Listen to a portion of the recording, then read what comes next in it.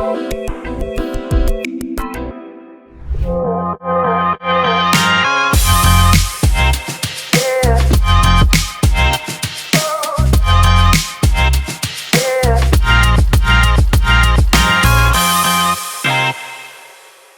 के इस वीडियो में हम सीखेंगे कि किस तरह आप अपनी डेट ऑफ बर्थ से अपनी कंपैटिबिलिटी चेक कर सकते हैं।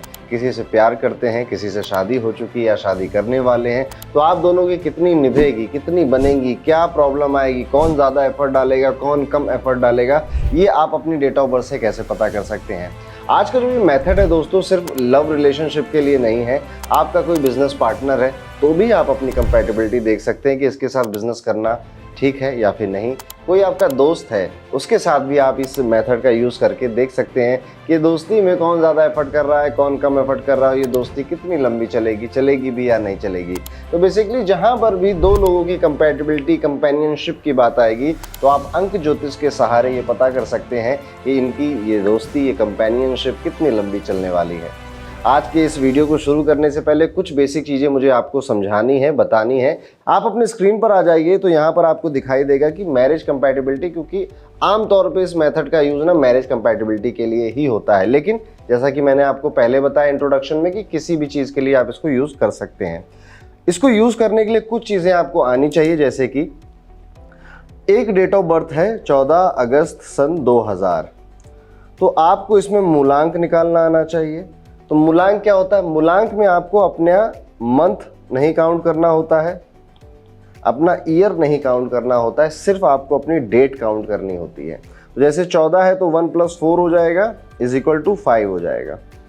अगर आप किसी सिंगल डिजिट में पैदा हुए हैं, जैसे 1 से लेकर 9 या 10, 20, 30 तारीख को, तो वही आपका मूलांक हो जाता है। 20 तारीख वालों का 2 हो जाएगा, 30 वालों का 3 हो जाएगा। अब एक चीज़ होती है भाग्यांक। भाग्यांक क्योंकि एक भाग बड़ी चीज़ होती है, डेस्टिनी एक बड़ी चीज़ है, तो उसमें बड़ी कैलकुलेशन लगती है। जैसे कि इसमें आप क्या करेंगे, इसमें आप डेट के साथ मंथ और ईयर सब कुछ ऐड कर देंगे। तो 1 + 4 + 8 + 2 + 0 + 0 + 0, आंसर क्या आएगा? देखिए 1 और 4 5, 5 और 8 हो जाएगा 13, 13 और 2 हो जाएगा 15, बाकी 0 तो की वैल्यू तो 0 रहेगी। अब आपका आंसर 15 आया। अब इस 15 को दोबारा से आपको सिंगल डिजिट में कन्वर्ट करना है। 1 + 5 = 6। तो ये आपका मूलांक और भाग्यांक आ गया। इस तरह से अब हमें क्या करना है, दो चीज़ें पता चल गई, लेकिन अभी कहानी पूरी नहीं हुई है। हमें अब इसकी एक ग्रिड बनाना भी सीखना है। वैसे मैं ये चीज़ें अपने चैनल पे कई बार पहले भी बता चुका हूँ, आपको अपनी ग्रिड कैसे बनानी है और उस ग्रिड को अपनी पर्सनालिटी के लिए कैसे पढ़ना है। तो एक ग्रिड बनानी है, ये 3x3 की एक ग्रिड होती है। इसका रेफरेंस हमको मिलता है 4 9 2 3 5 7 8 1 6। तो इस तरह की ये ग्रिड होती है। यहाँ पर ये जो नंबर मैंने आपको भर के दिखाए हैं ना, ये नंबर हमेशा ऐसे ही भरे जाते हैं, इसलिए मैं यहाँ पर इसको एक डुप्लीकेट कर लेता हूँ। तो यहाँ पर हम ये कह सकते हैं कि ये जो ग्रिड है, ये एक स्टैंडर्ड ग्रिड है। स्टैंडर्ड चीज़ों का यूज़ किया जाता है कस्टमाइज बनाने के लिए। तो स्टैंडर्ड ग्रिड का आप यूज़ करेंगे अपनी डेट ऑफ बर्थ की खुद की ग्रिड बनाने के लिए। मैं अभी एक आपको करके भी दिखाता हूँ। जैसे मैं अब यहाँ पर इसको सब कुछ इरेज कर दूंगा और यहाँ पर हम इसका स्टैंडर्ड ग्रिड का यूज़ करेंगे। पर करेंगे किसके लिए? जी हाँ, आप अपनी डेट ऑफ बर्थ के लिए करेंगे। और यहाँ पर आपको अपने मूलांक और भाग्यांक की भी ज़रूरत पड़ेगी। तो 3 चीज़ों की ज़रूरत पड़ेगी, डेट ऑफ बर्थ की, मूलांक की और भाग्यांक की। अब डेट ऑफ बर्थ में क्या करना है, लेफ्ट से राइट चलना है। उसके बाद जो जो नंबर आता जाए, जैसे 1 आया तो 1 को यहाँ फिल कर देंगे। इसको बोलेंगे पर्सनल ग्रिड। Personal grid. अब मुझे ये कैसे पता चला कि 1 यहीं पे भरा जाएगा? क्योंकि मैंने अपनी स्टैंडर्ड ग्रिड में 1 की जगह देख ली, तो मैंने कहा कि 1 हमेशा यहीं भरा जाता है, चाहे एक बार आए, 2 बार आए, चाहे कितनी बार आ जाए। अब फिर से देखिए 4 आया तो मैं 4 यहाँ भरूंगा। फिर देखिए 8 आया तो 8 मैं यहाँ भरूंगा।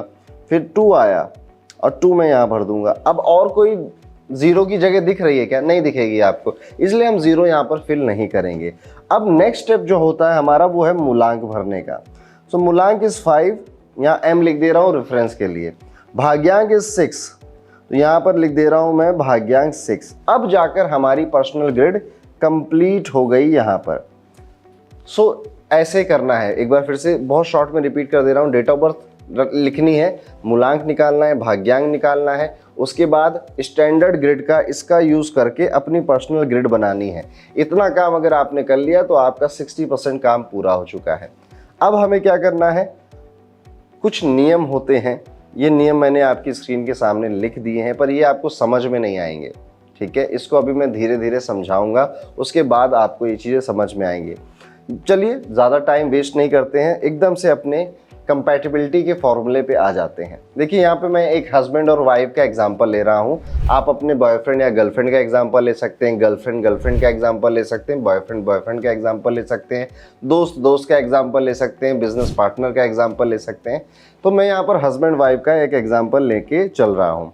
अब यहाँ पर देखिए, मैंने एक डेट ऑफ बर्थ पहले से यहाँ पर लिख रखी है, क्योंकि वीडियो बनाना था तो पहले से एक डेट ऑफ बर्थ लिख ली। अब इसकी मैं ग्रिड बनाऊंगा आपके सामने।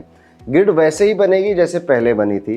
तो नंबर 2 यहाँ पर आएगा, 4 यहाँ पर आ जाएगा, 5 यहाँ पर आएगा, 1 यहाँ आएगा, डबल 9 आ जाएगा, 6 आ जाएगा, मूलांक 6 है तो फिर से 6 यहीं पर आएगा, और भाग्यांक 9 है तो फिर से भाग्यांक 9 यहाँ पर आएगा। ये मेरी हस्बैंड की ग्रिड पूरी हो गई।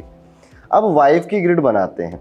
वाइफ की ग्रिड में 3 है तो ये आया, फिर 1 है वाइफ का तो 1 की जगह होती है ये, फिर 6, फिर से 1, डबल 9 एंड 8। और वाइफ का जो मूलांक है दैट इज़ 4, तो यहाँ पे मूलांक हो गया, और भाग्यांक है 1, तो ये भाग्यांक हो गया। एक बार ये करने के बाद ना चेक ज़रूर कर लीजिएगा कि क्या जोश में गलत तो नहीं बना दिया, क्योंकि कई बार हम ना जोश में होश खो बैठते हैं। तो मैं एक बार सरसरी निगाहों से देख लूँगा कि क्या ये सही है। हाँ जी, मुझे तो ठीक लग रहा है। अब हम आगे बढ़ सकते हैं। तो अब मुझे ये ठीक लग रहा है कि मैंने ग्रिड्स ठीक ठीक बना ली है। अब नेक्स्ट स्टेप वेरी इंपॉर्टेंट, हमको करना है आदान प्रदान, लेना देना करना है, ठीक है। प्यार में, रिश्तों में यही तो होता है, कुछ चीज़ें हम देंगे, कुछ चीज़ें हम लेंगे, ऐसे ही रिश्ता चलता है सारा। अब इसको कैसे करना है, देखिए, अगर कोई डब्बा में एक नंबर भी है ना, तो वो नंबर इधर से उधर तभी जाएगा जब सामने वाले का वो सेम डब्बा खाली होगा।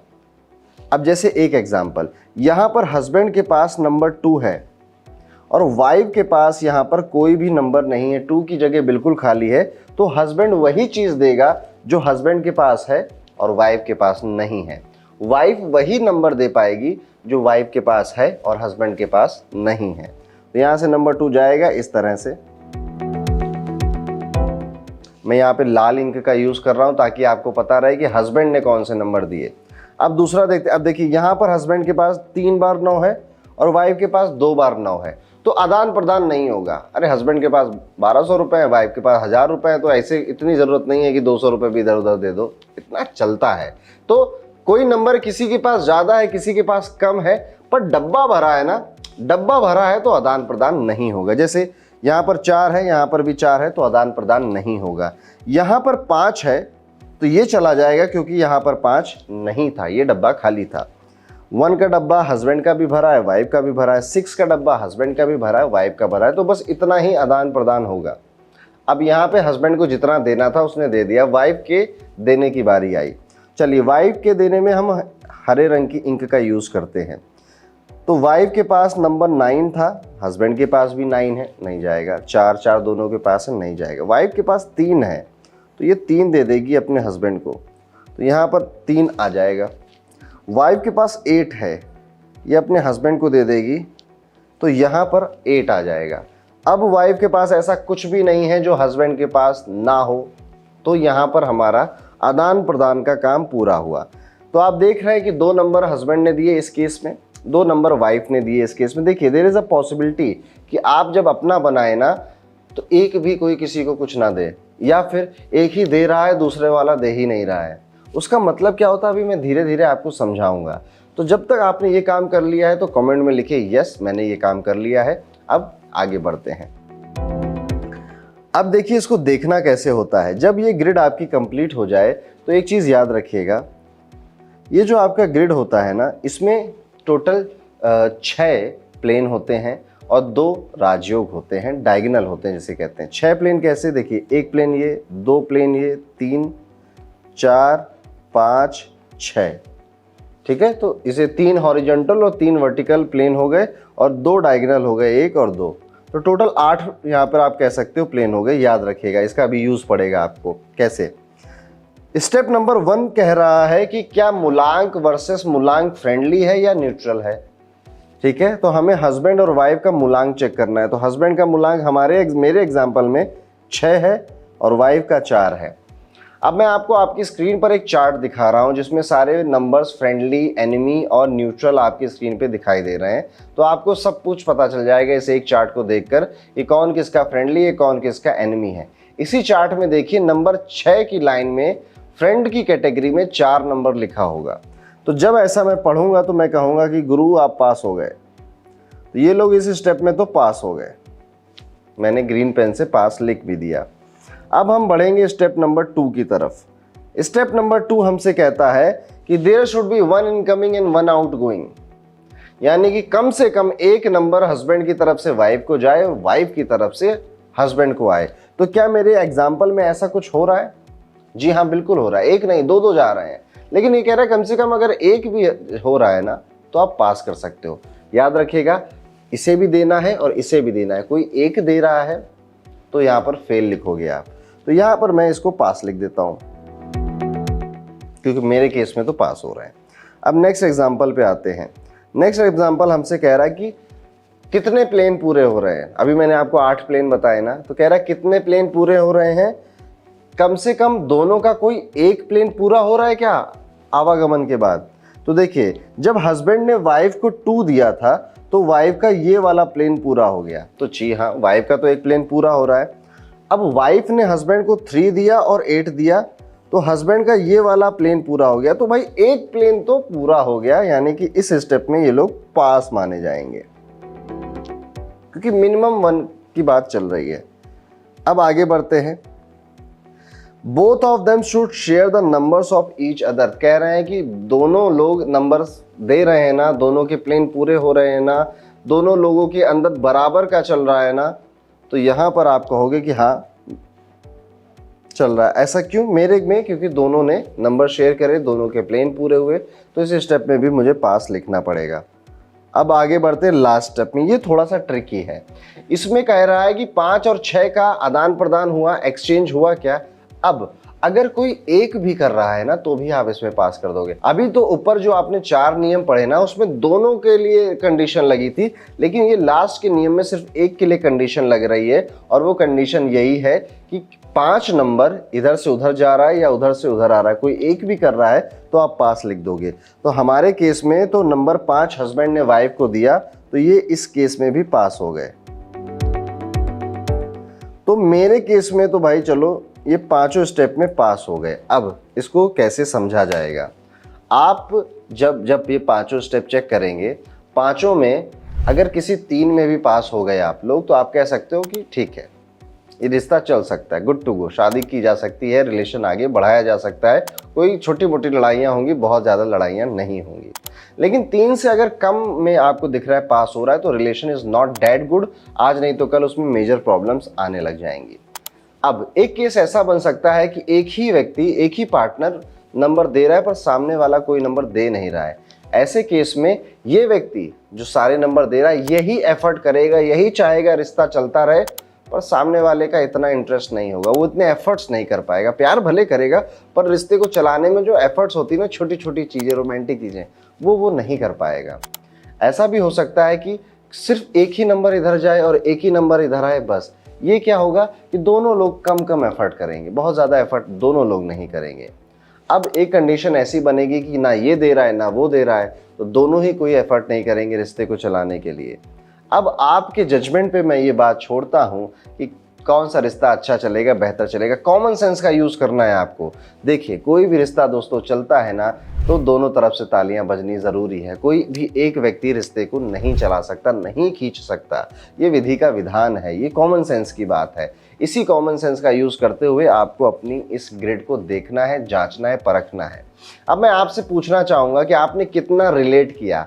आपने अपने हस्बैंड वाइफ का बनाया होगा या गर्लफ्रेंड बॉयफ्रेंड का बनाया होगा, दोस्तों का बनाया होगा। सब कुछ बनाइए, चेक करिए और रिवर्ट करिए कि हाँ, मैं ऐसा फील करता हूँ या ऐसा फील करती हूँ कि हमारे रिलेशन में भी ये कमी है जो कि लूशो ग्रिड बता रही है, या हाँ, हमारा रिलेशन अच्छा चल रहा था जो कि लूशो ग्रिड बता रही है। अब देखिए, इस ग्रिड के एक्सप्लेनेशन के बाद घर में जाके लड़ाई मत करिएगा कि आज पंडित जी ने नया नियम सिखाया है, तुमसे शादी हुए 14 साल हो गए, आज मुझे पता चला क्यों नहीं बनती थी। या फिर सब कुछ अच्छा चल रहा हो और ये ग्रिड कह दे कि नहीं चलेगा, तो भी मत झगड़ा करिएगा, कोई ज़रूरत नहीं है उसकी। इसके अलावा भी कंपैटिबिलिटी के अंक ज्योतिष में स्टेप होते हैं जो एडवांस स्टेप हैं, वो कभी किसी और दिन आपको सिखाऊंगा। तो ये बिल्कुल बेसिक सा स्टेप है जो कि आप लोग देख सकते हैं खुद से अपने आप सीख कर। तो आशा करता हूँ आपको हमारा ये वीडियो आज पसंद आया होगा। ये वीडियो कैसा लगा, आप नेक्स्ट टॉपिक कौन सा है जिस पे वीडियो चाहते हैं वो ज़रूर बताइएगा। मिलता हूँ आपसे अगले वीडियो में, तब तक के लिए राधे राधे।